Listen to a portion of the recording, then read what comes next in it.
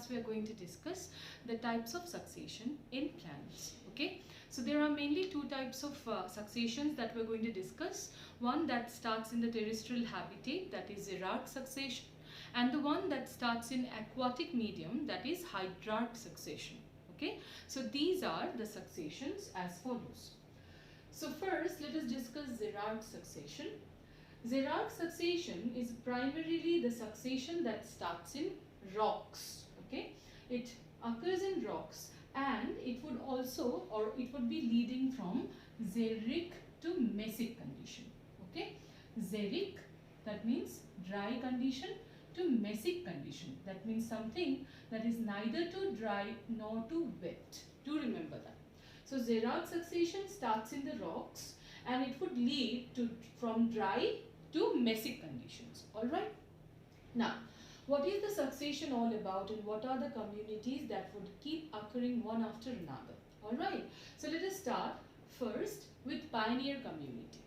So in pioneer community, in the rocky surface, the first plant that can start growing are the lichens. Lichens, are very minute, and they can tolerate a high level of desiccation and very high temperature, and that's why they are the first to start growing on the surface of rocks. Now, while the lichen starts growing on the top or on the surface of rocks, they would also keep on, releasing certain acidic substances, due to which the surface of the rock would be corroded, and due to that, certain minute pores will start forming on the surface of rocks, and those pores would be accumulated by organic matter due to the depth of the lichens. So due to accumulation of organic matter continuously layer after another, soil will start forming, and also weathering of rocks will keep occurring, due to which the amount of soil will keep increasing on the surface of rocks, allowing for transitional communities or seral communities to follow. Alright, so let's see this. See, it is the lichen stage. The pioneer community for xerarch succession is all about lichens. So, lichens can tolerate desiccation and high temperature and release acidic substances which corrodes the rocks and allow soil formation, making it suitable for the next seral stages. Alright, example is Parmelia. There can be another one as well. See, you know very well from the previous class 11 that lichens are of three types. That is crustose lichen, then there is foliose lichen and fructicose lichen, right?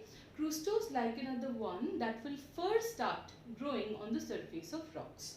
And one example of crustose lichen can be graphis. Okay, graphis.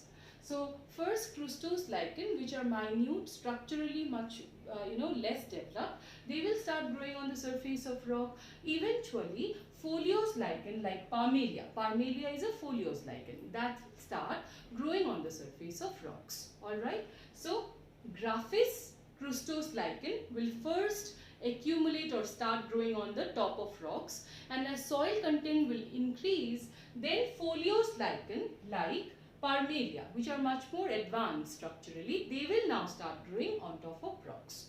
But then pioneer community will be all about lichens. Alright. Now, next, moss stage. Now, as lichens will keep on increasing the amount of soil on the surface of rock, the next plants, higher plants, which will be able to grow on top of rock now are the mosses, okay, the bryophytes. So, mosses being larger in size will shade the lichens, and that's why will replace them. So, lichens would eventually be replaced by the mosses or the bryophytes. Example will be hypnum, aubrium, etc.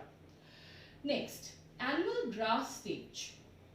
Annual grass stage is going to be the the grasses, or even certain minute herbs that will now start growing on the top of rocks as the amount of organic matter or soil will further increase. So see this, During rainy season, the compact mat of mosses, as you know very well, the mosses will always grow together. They would form a carpet or mat on the soil wherever they grow, isn't it? They will always not grow scattered, rather close together.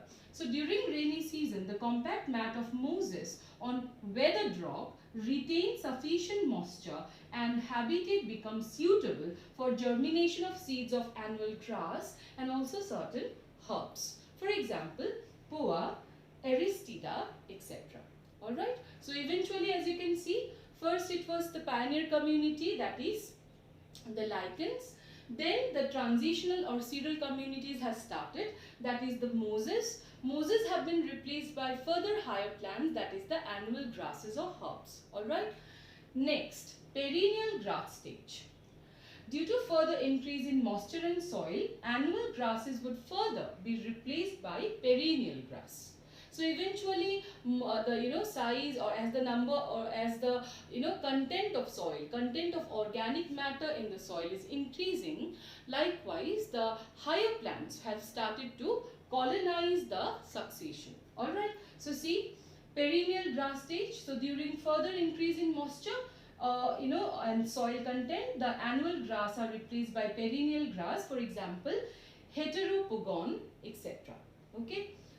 Next, shrub stage. Now finally, as the higher plants will start growing on the surface of rocks, their roots will be able to penetrate much more deeper, and as the roots will keep on penetrating deeper inside, the rocks will further break down. There will be further fragmentation of rocks, due to which there will be further rapid weathering of rocks, and soil content or soil formation would also become faster. And as the soil is formed faster, or the soil amount of soil is increased, now the perennial grass stage will be replaced by certain shrubs, okay, like for example Ziziphus. Alright. Next, the last thing is climax community. So finally, after the shrubs, they would be further replaced by hardy trees. Okay, see this, soon shrubs will be replaced by hardy trees, and finally we'll get a forest. Okay, the climax community here will be a forest. Eventually the whole area will be converted into a forest, and because forest is in near equilibrium in nature, it would further not change into something else. It will remain there for a much longer time. Okay, so in short, if we have to remember certain important factors regarding xerarch succession, what you have to remember, xerarch succession starts in the rocks.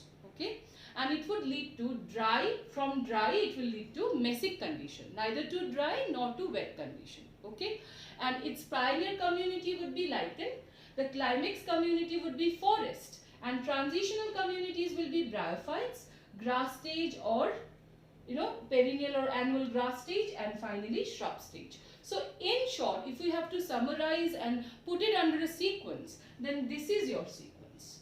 So in xerarch succession, this is the sequence that you need to remember, that it starts with lichens, pioneer community, followed by bryophytes, then herbs, then shrubs, and finally forest. That's the climax community.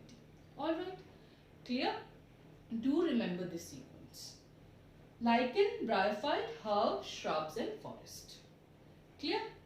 So that's all regarding xerarch succession. Let's see the next one, that is hydrarch succession. Now, regarding hydrarch succession, see, primary succession that begins in aquatic habitat is called hydrarch succession. Here too, hydric condition would be finally converted to mesic condition.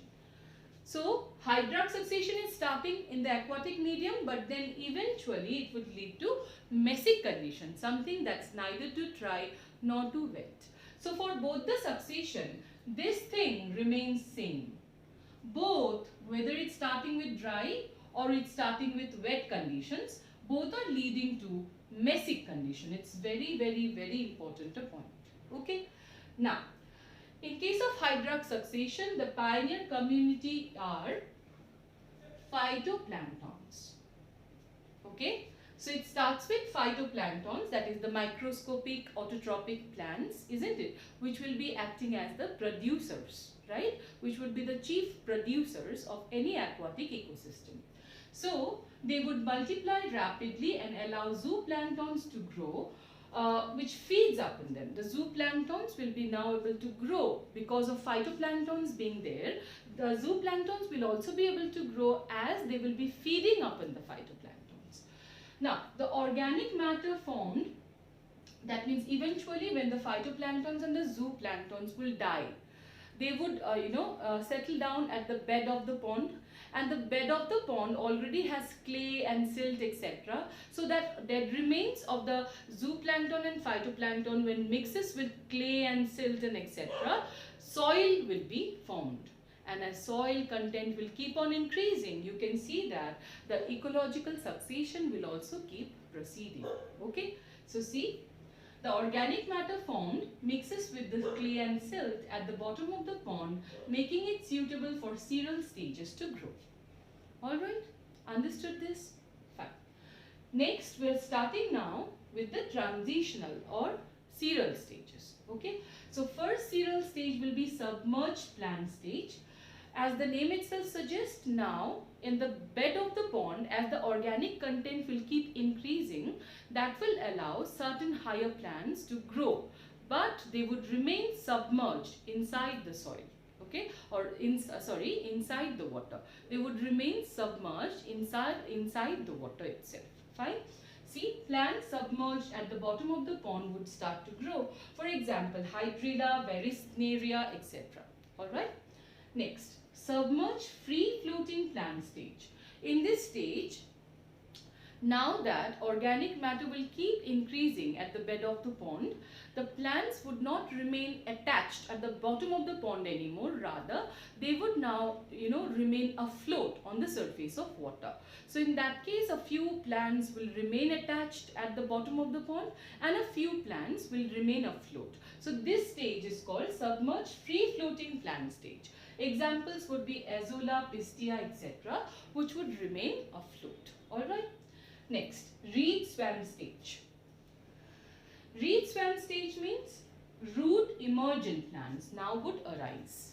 Now, as more and more of organic matter will keep on increasing at the bed of the pond, the water content of the pond will keep on decreasing and soil content will keep on increasing. So, because of that, higher plants will now be able to grow on the pond, so that they will remain attached at the bottom of the pond, but also they will have height enough that they will also, half of them, or at least the tip of the plants, would remain emergent outside the water as well. Okay, the plant's roots will remain inside the water, but a part of them or the tip of them will remain arising out of the water as well. So that's why root emergent plants will arise. For example, Typha, and that's called reed swam stage. Alright. Next, marsh meadow stage. Marsh meadow stage, now that means the habitat would be converted to a marshy habitat, where water would be present, but then the soil content, because it has increased further, so in that case the pond will start to diminish and water will also keep on decreasing, and more or less the area will be converted into a marshy habitat. Okay, so that's what is marsh meadow stage. Example will be Cyperus. Alright. Next, scrub stage. Eventually the water content will be gone, the pond will be lost, and these marshy plants like Cyperus, they will be completely replaced by shrubs. Do remember, by the time we reach the scrub stage, the water is completely gone, the pond has been lost, and it has been converted to terrestrial habitat, where some shrubs will start to grow. For example, Salix, Alnus, etc. Okay. And the last, of course, is the climax community. Climax community, here the shrubs will be at last replaced by hardy, tall trees, giving rise to a forest. So see, what's the common thing in both the successions? Both will lead to mesic condition, and for both the climax community will be forest. Both will lead to forest. Alright. So if we have to go through the succession, or rather if we have to, in short, remember the succession for hydrarch succession, in that case it will start with phytoplanktons and end with forest, and the series goes on as such. Phytoplanktons followed by submerged plant stage, that means the plants remaining attached at the bottom of the pond.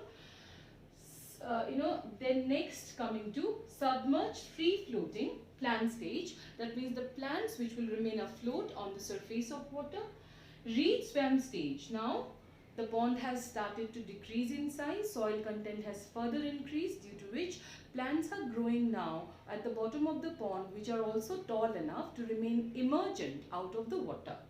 Then marsh meadow stage, further the pond has diminished, water has further reduced, and kind of the habitat has converted into a marshy habitat. Okay, marsh meadow stage.